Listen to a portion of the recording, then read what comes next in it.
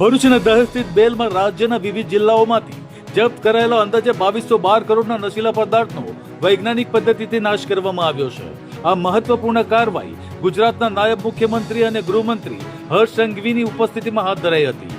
રાજ્યના 23 જિલ્લાઓમાં નોંધાયેલા ડ્રગ્સના કુલ 887 કેસોમાંથી જપ્ત કરાયેલા માદક પદાર્થોનો નિકાલ કરવામાં આવ્યો હતો।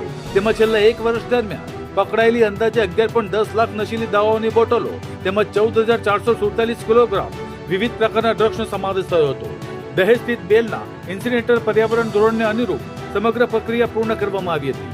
આ પ્રસંગે રાજ્યના DGP Gyanendrasinh Malik, KL Rao, Gautam Parmar, Sandipsinh, Bharuch collector SP સહિત પોલીસ વિભાગના ઉચ્ચ અધિકારીઓ અને સંબંધિત વિભાગના વરિષ્ઠ અધિકારીઓ હાજર રહ્યા હતા। કાર્યક્રમ દરમિયાન હર્ષ સંઘવીએ જણાવ્યું હતું કે ગુજરાતમાં ડ્રગ્સ પકડવા સાથે આરોપીઓને સજા આપવાનો દર પણ 65% છે। તેમણે રાજ્ય સરકારની ડ્રગ્સ વિરોધી ઝીરો ટોલરન્સની નીતિ પર ભાર મૂકતા જણાવ્યું કે નશાના વેપાર સાથે સંકળાયેલા તત્વો સામે કડક કાર્યવાહી યથાવત રહેશે। આ તબક્કે ગૃહમંત્રીએ રાજ્યના 278 પોલીસ અધિકારીઓને 60 લાખના ઇનામના ચેક આપી સન્માનિત કર્યા હતા। તેમણે ગુજરાત પોલીસને અભિનંદન પાઠવી સમાજ વતી પોલીસ વિભાગનો આભાર વ્યક્ત કર્યો હતો। આજે ગુજરાત પોલીસ દ્વારા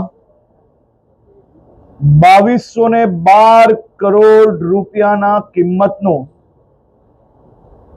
ડ્રગ્સનો ખાત્મો કરવામાં આવ્યો છે। ડ્રગ્સ સામે ચાલી રહી આ જંગ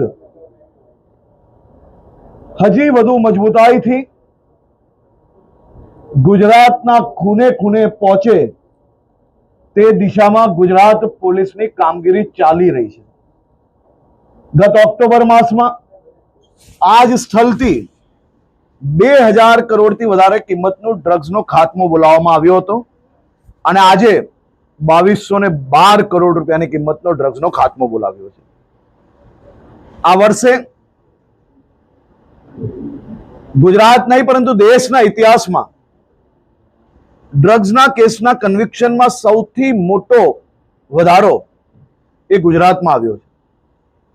ગુનેગાર પકડાઈ જાય, વર્ષો તક કેસ ચાલે, છુટકારો મળી જાય ક્યાંક ને ક્યાંક છટકબારી શોધીને, પરંતુ છેલ્લા 5 વર્ષથી જે પ્રકારે એક પછી એક મહત્વના બદલાવના કારણે આ વર્ષે આશરે 65% જેટલા ગુનેગારોને સજા સંભળાવવામાં સફળતા પ્રાપ્ત થઈ છે।